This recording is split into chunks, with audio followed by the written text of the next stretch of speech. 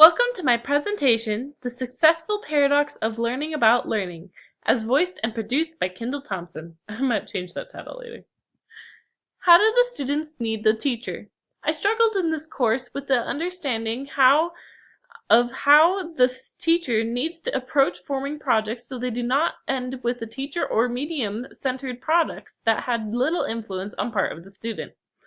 I never considered how the mediums intrinsically make a project easier depending on how the teacher structures the assignment, and as such, the new information left me confused and nervous.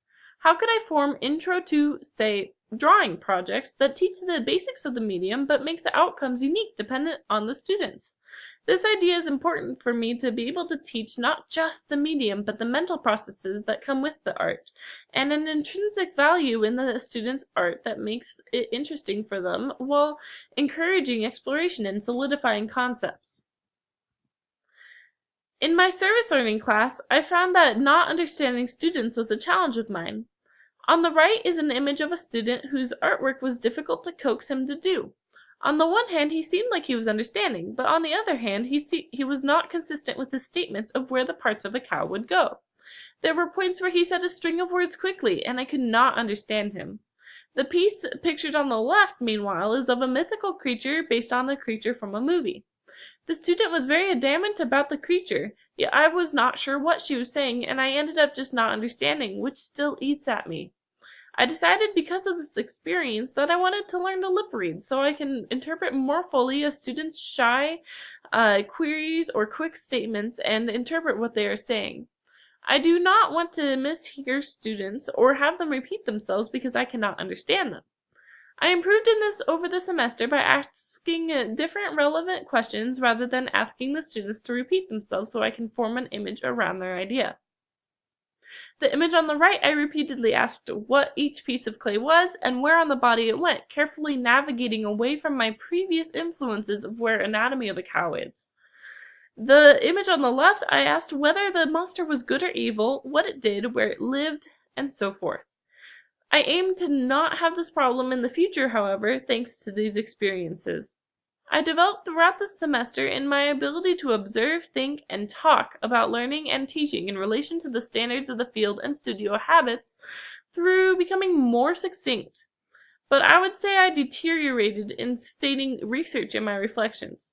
We are looking at the first and final reflective post I made, which as you can probably see are wordy and clunky. I was worried after my first reflection that I would be too repetitive in my future reflections, using all the knowledge I absorbed deeply in this course, such as choice and intelligences and ways of thinking. Did I catch your attention there?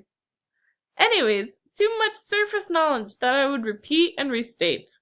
I would say these ideas are on my mind a lot since taking this class, which informed me that I need to keep reinforcing new and old methods to carry me on my way to becoming a teacher. Speaking of my journey teaching, and using new and old methods of teaching to reinforce my knowledge base, I compiled a list of teacher tips throughout the semester in all my classes that you can see here, so that whenever I observed a teaching technique that worked well, or didn't, I would take note of it to inspire me to be better and work better for my students. I think this attitude of there always being something to learn and grow from will help me in the future.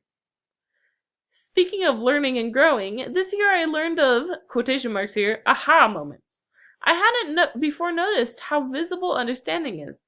In the service learning classes, I witnessed innumerable aha moments, a few of which are highlighted here. In the front we have a student's box. They were experimenting with texture and the student got very excited with cutting the square tiles and mark making, and was very vocal and happy about where each of the sides went and how they were oriented. Another aha moment was from the group, as shown by the selection of mixed animals. The prompt was combining two or more animals together, and these students were so excited before they even got their clay that they nicknamed a fictitious zoo that these animals would be going in. Only a few students were unenthused with the idea, but even they had a sparkle in their eye when creating an animal.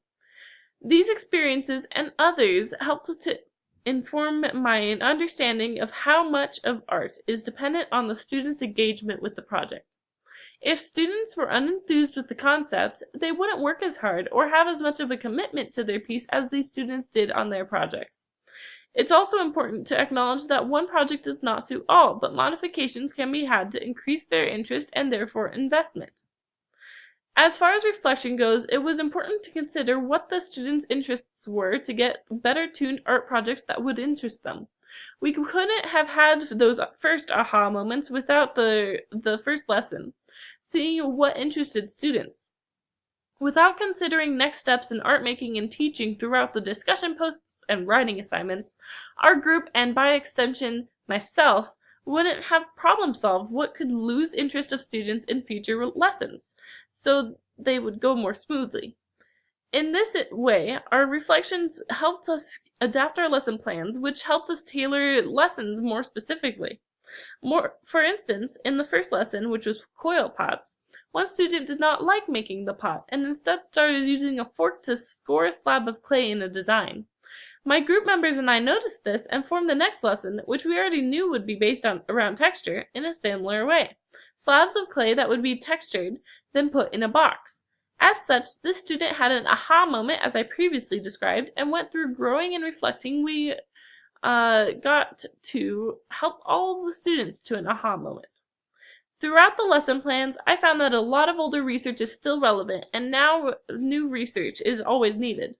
For instance, the students had different levels of enthusiasm for projects that were more focused on content or medium, which would be changed if this lesson allowed more room for choice. The students could become disengaged and frustrated without choice, and would form a bad perspective on art. I think that the key to keeping students focused is the choice on an emergent curriculum, therefore. This class helped to combine on-foot learning with lecture learning, and I appreciated the different methods of experiences allowed me to grasp the meaning behind concepts. Thank you for listening. Have a great day.